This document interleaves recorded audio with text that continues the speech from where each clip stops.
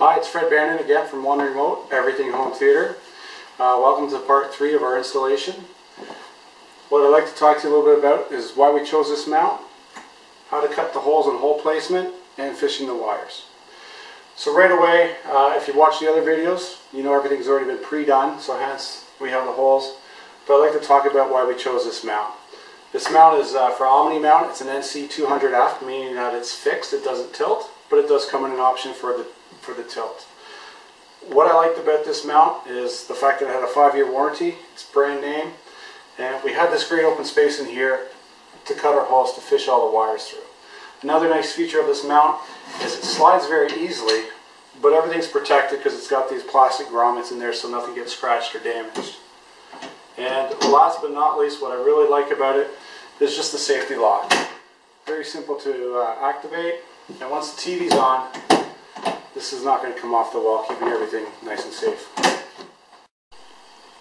Okay, we're ready to put our electrical in, and we want to put it behind the TV to keep everything nice and neat so no cables are visible or seen. What I've done is I picked up a retrofit box. This is what I've chosen and what it kind of looks like. Basically, we cut the hole, we measure the outside of the box, we cut it with our drywall knife, our drywall saw, and when we tighten this up, this grabs the drywall and holds it into place. So if you'll excuse me, I'm going to do that now. Okay, our electrical's in, but before we go any further, if you don't know how to do electrical and you're not an electrician, hire someone. The only body doing this stuff should be a certified electrician. Okay, don't want to see anybody get hurt, hire an electrician.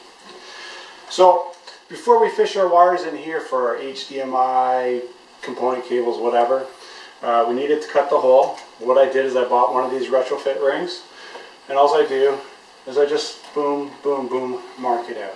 The reason why I go with a plastic retro ring versus a metal one is in case when we fish the cables in, anything gets scratched or scored, it's not going to short out and wreck any of our AV equipment.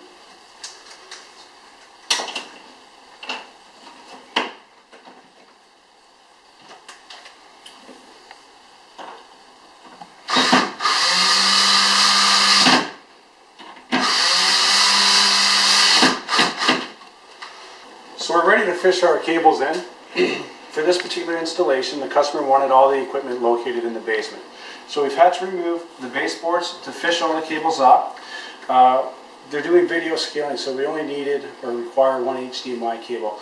But we've also done some future-proofing. We're going to run some Cat5 cables because all TVs have internet now, so we'll be able to do Skype and Flickr and everything else that those TVs offer.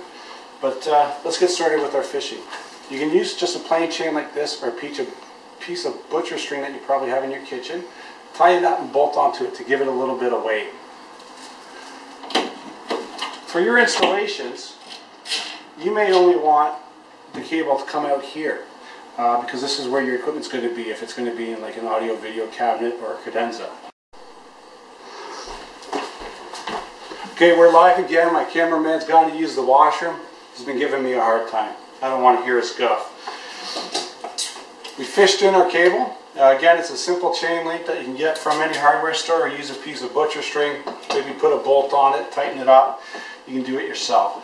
This can be a hard time or a challenging thing to do, so be patient with it, keep trying, and eventually you'll get it.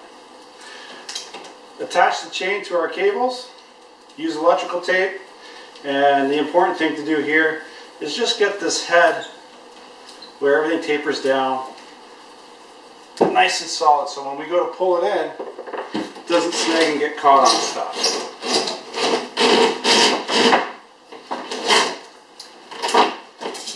And there we go. We fished the cable in, and we're almost done.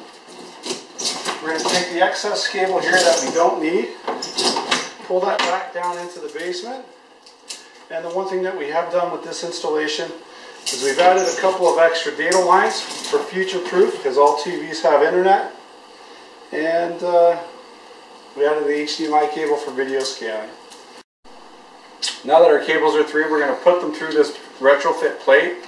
I like to call it a bullnose.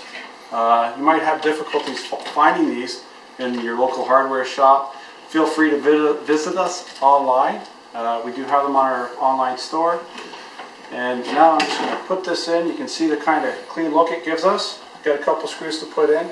Please come back and watch our next segment of the video. And again, please rate the video, good or bad. Any comments, feel free to throw them out there.